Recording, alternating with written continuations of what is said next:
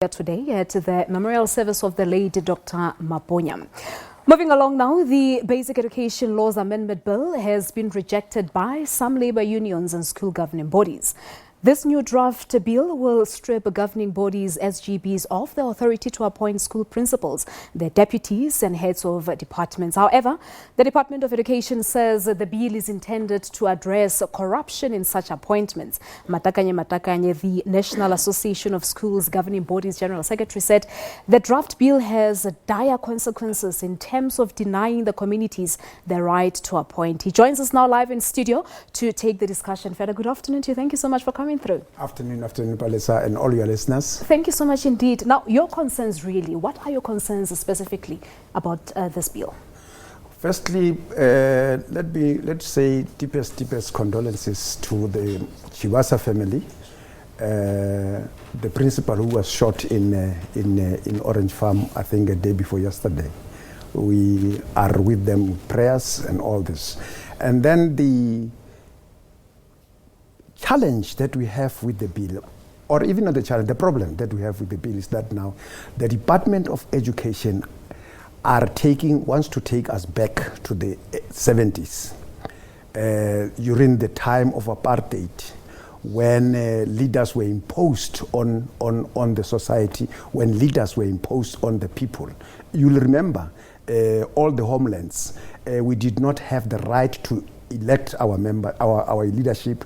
Those leaders were imposed. And the same way, the Department of Education wants to impose the leaders on our schools. They are saying we don't have any more right within the current bill, the right to recommend the principals, the right to recommend the deputy principals. And you must understand, those people are leaders of schools in our communities. So we can't just sit on a side and look at a person whom we don't even know, that we never acted with, that we never did but anything with. But why do you deem it important for SGBs to take part in these appointments? Why is it important? How is it benefiting the communities wherein those schools operate? The school governing bodies are representing the communities.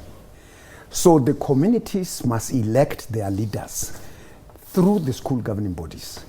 And if they don't have a say, it therefore means that now we do not have democratic right to elect our leaders, and therefore we are going to unable to hold them accountable, because if we elect them, we'll in the same vein hold them accountable, and we want to still have that power to ensure that now we hold the principals, the deputy principals the accountable. education department can hold them accountable if something goes wrong.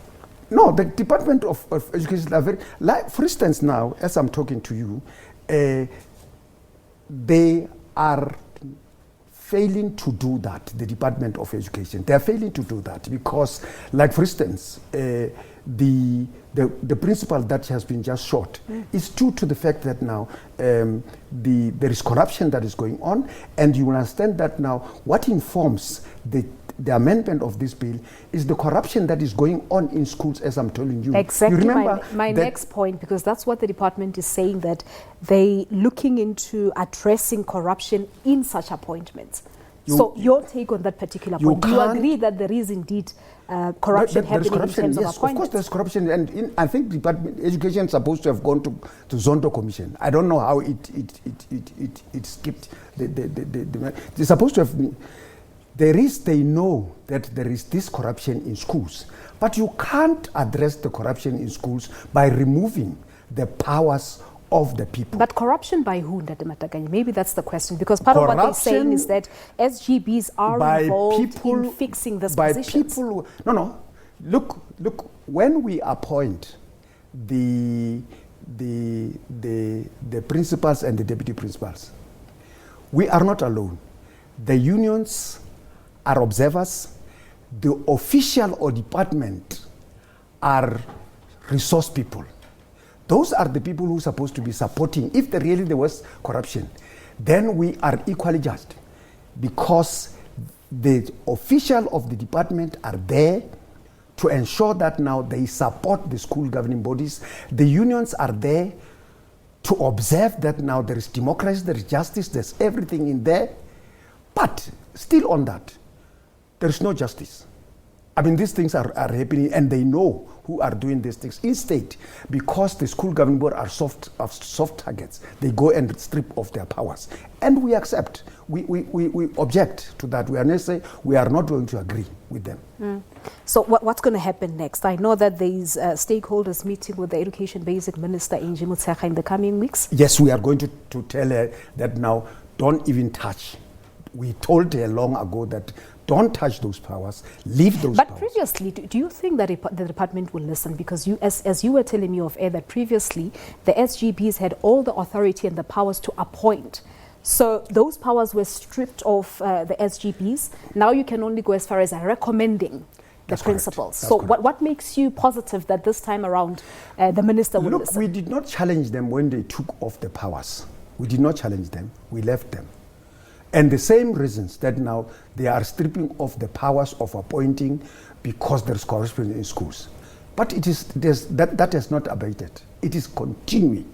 Now we think rather to take the recommendation, then it means that now the school governing board are just going to be the biggest bulldogs in schools without teeth. So we can't allow that. But you do agree that there is indeed corruption in terms of the fixing of these positions. Come again? You do agree that there is corruption happening when it comes to appointments. There is corruption, yes. So how best do you think that this particular problem can be addressed? Because this is what the bill aims to achieve. I think we have to strengthen the powers of the school governing bodies. Bring back the appointment to the school governing bodies so that we must able to appoint as the school government, so that we must be held accountable that these are our people who are doing. And from there, the labor movement, they really have to do something in terms of the question of observing, because they are not observing. Instead of observing, they are taking the powers of the school governing bodies. So then it is within the power of the department to ensure that now, how do they deal with the labor movement? And then secondly, even their officials, the department of officials, then they must ensure that now the officials are not going to tamper with our work when we do our work in schools. All right. So as far as you're concerned, you're not going to leave this one lying. You are going to challenge it. We are going to challenge it. And if they go through, then we are just going to treat them. We're going to treat the department as we treated DET. We are going to do the same thing. All right. We wait and see what happens during that stakeholders meeting. Dr. Matakanye, thank you so much for coming through. Thank you very much. All right. Many thanks there to Matakanye Matakanye. He's the General Secretary for the National Association of School Governing Bodies, giving their reaction to the rejection of the Basic Education Laws Amendment Bill. But there's a stakeholders meeting that is scheduled with the Minister of Basic Education in a few weeks' time.